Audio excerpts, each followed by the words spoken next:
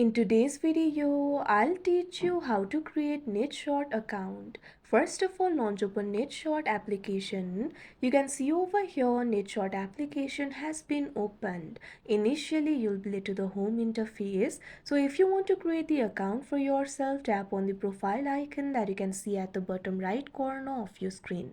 Now you'll be led to this kind of interface.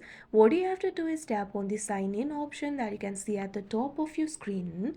So creating the account on NetShort is actually very simple. You'll be able to find two options over here: sign in with Facebook, sign in with Google.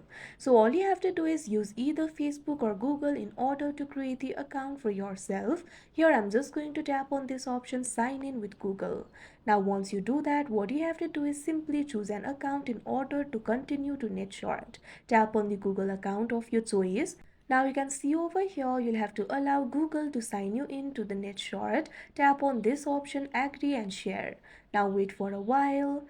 Now you can see over here, your NetShort account will easily be created. So that is how you create NetShort account. I hope you found this video helpful. Thank you for watching.